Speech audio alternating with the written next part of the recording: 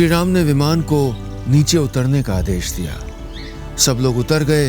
तब उन्होंने पुष्पक विमान को उसके मालिक कुबेर के पास जाने के लिए कहा।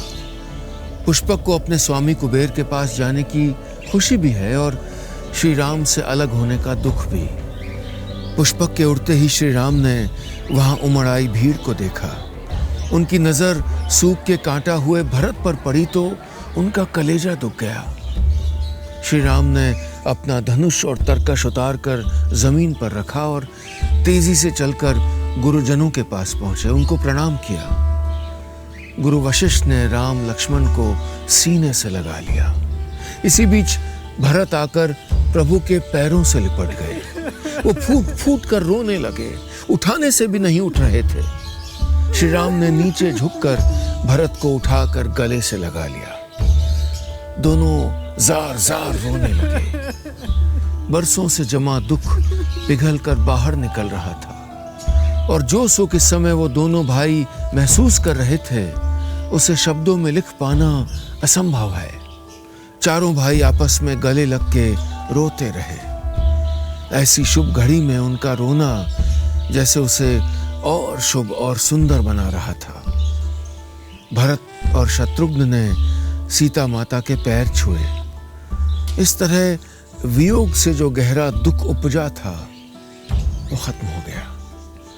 सबका स्नेह और ये मिलन देखकर अयोध्यावासी भी आंखें पोंछते रहे। सबको प्रेम में डूबा देखकर कृपालु श्री राम ने अचानक एक चमत्कार किया।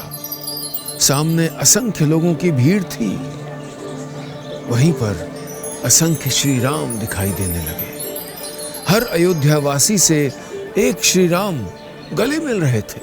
सबको एक साथ भरपूर संतोष मिला। ये सब क्षण भर में हुआ और कोई जान भी नहीं पाया। अब श्री राम आगे बढ़े तो सामने माताएं दिखी।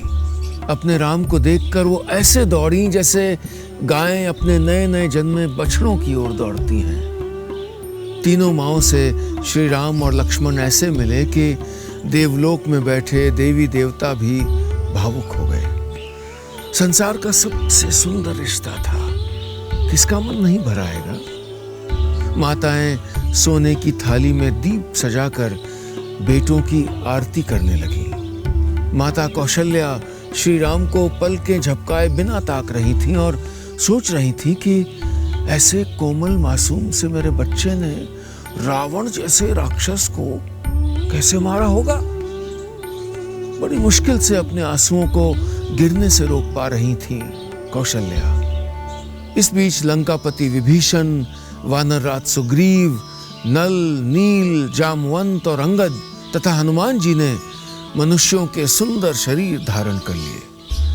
तब रघुवर ने उन्हें माता और गुरु से मिलवाया। वो बोले, ये सब मेरे सखा हैं गुरुदेव। इन्होंने मेरे लिए अपने प्राणों की बाजी लगा दी थी। उस समुद्र जैसे संग्राम में जैसे ये सब जहाजी बेड़े थे। माता कौशल्या ने सबको स्नेह से आशीर्वाद दिया और बोली, तुम सब मुझे राम की तरह ही प्यारे हो। सारे सखा प्रसन्न हो गए। अब श्री राम महल को चले। आकाश फूलों से छा गया। नगर के स्त्री पुरुषों के समूह अटारियों पर चढ़कर उनके दर्शन कर रहे थे।